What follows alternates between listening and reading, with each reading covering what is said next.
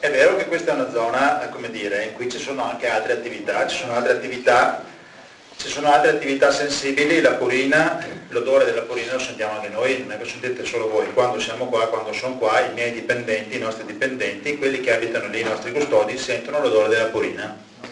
È vero che c'è anche la San Marco Gas ed è vero che c'è anche la Cereal Dox. Io ho avuto modo in questo anno e mezzo, questi mesi, di parlare, di incontrare più volte il vostro primo cittadino che è qui presente, il sindaco. E una delle prime volte in cui ci siamo incontrati, e lui si ricorderà molto bene, ci siamo detti, guarda, dico che a me piace mettere la mia faccia, piace venire in prima persona e piace dire le cose e portarle a termine fino in fondo. Non mi piace cambiare le regole del gioco.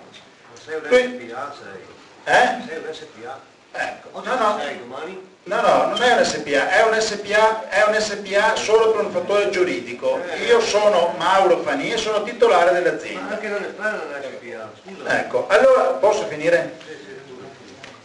E c'è una differenza tra me e la Purina, perché io questa sera sono venuto qua, ho messo la mia faccia, non solo qua adesso, sono venuto anche un anno e mezzo fa in amministrazione comunale, abbiamo presentato il progetto e alla fine della presentazione il sindaco ha detto che tutte le aziende presentassero il progetto come l'avete presentato voi. E questa sera sono venuto qua e ho detto, proprio in quell'occasione in cui ero dal sindaco, scusate, ho detto, guarda, dico che io non ho nessuna intenzione di venire a Portogruaro per crearti un problema. Non ho nessun motivo per creare dei problemi, perché la mia faccia comunque va oltre il reddito. È vero che certe volte comanda il reddito dell'azienda, ma è anche vero che c'è un'etica, come qualcuno ha detto. Noi pensiamo di avere di questa etica e la mettiamo sul tavolo, metteteci alla prova. Non vi abbiamo detto di crederci, vi abbiamo detto, abbiamo fatto gli ettari di filiera, di colza ce ne sono 50.000 ettari, i dati sono sui giornali, di soia ce ne sono 110.000 ettari in Italia, i dati sono sui giornali, si trovano, sono pubblici. Quindi non vi avevamo detto di credere, vi abbiamo fornito delle prove. Ma vengo al sodo, io ho proprio detto, guarda che io non voglio creare dei problemi. I problemi sono venuti fuori perché evidentemente c'è stata anche un'informazione sbagliata. Però alla Purina sono 6 anni che vedo che vengo avanti e indietro questa strada qua, e 6 anni che continuo a sentire l'odore.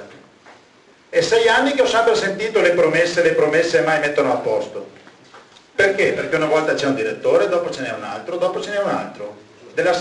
Io non ho niente da spartire con le aziende che arrivano da Losanna o da Ginevra, dalla Svizzera e vengono qua a fare i propri investimenti. Io sono partito a 100 km da qua, sono partito stasera, un'ora fa, e sono figlio di contadini tanto come gran parte di voi, per cui alla parola ci tengo. Le tasse le pago in Italia, l'ICI la pago nel comune di Portogruaro, ho acquistato la terra nel comune di Portogruaro, ho pagato per fare l'impianto, pago l'ICI tutti gli anni e pago anche le tasse tutti gli anni, in Italia e non in Svizzera. Questa è un'azienda quindi veneta, questo è quello che ci tengo in particolar modo a dire e a ripetere. Adesso vengo al dunque a tutte le domande che voi avete fatto.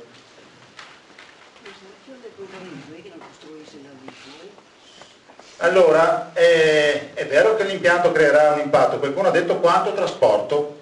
Allora, l'impianto consuma 32 tonnellate al giorno o 33, quindi è un camion, un giorno arriva un camion, un giorno ne arrivano 2 di media, perché il sabato e la domenica non possono girare. Questo è il traffico.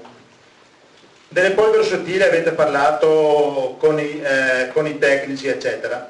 Vi ho anche detto, guardate, dico che l'impianto ne abbiamo uno uguale a Camisano, lo potete venire a vedere. Ho invitato anche il vostro sindaco a venire a vedere, l'ho accompagnato e l'ha visto, è venuto e l'ha visto, ci è andato sopra, ci è andato sotto, l'avete visto in lungo e in largo, non fa paura, è un motore che gira, non è un pericolo di scoppio, un pericolo di sa di che cosa, è un semplice motore che gira.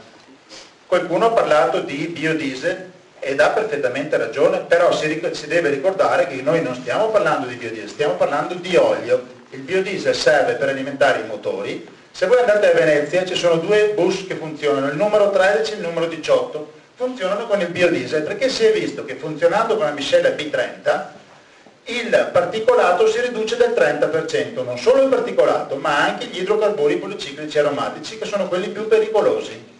e il CNA, Confederazione Nazionale Artigiani, ha deciso di far andare i bus a biodiesel. Quel biodiesel lì è prodotto da olio di soia e di colza che parte dai vostri campi. Voi non lo sapete, ma è così. Andate a chiedere se avete bisogno. C'è scritto sui giornali, qualcuno prima l'ha anche letto. È vero che abbiamo preso un deposito costiero a Venezia, è anche vero che l'abbiamo bonificato, è anche vero che abbiamo messo le vernici per gli usi alimentari, ed è anche vero che ha l'autorizzazione sanitaria. L'autorizzazione sanitaria viene data dagli organi di competenza. Sapete cosa vuol dire autorizzazione sanitaria? Vuol dire che quell'interno è la stessa che danno alla pasticceria Sguerzi di Portogruaro, la stessa ditta che lo dà, è sempre l'ARPA, la stessa persona.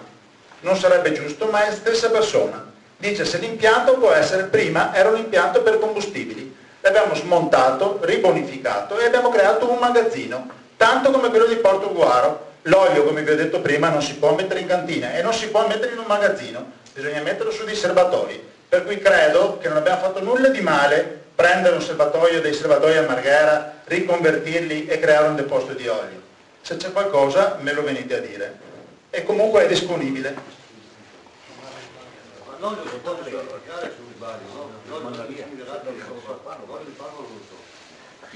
Allora, è vero che l'impianto produce anche una parte di polveri, qualcuno ha detto che produce una parte di polveri. Avete mai pensato quanta CO2 in meno esce dall'impianto rispetto alle fonti convenzionali?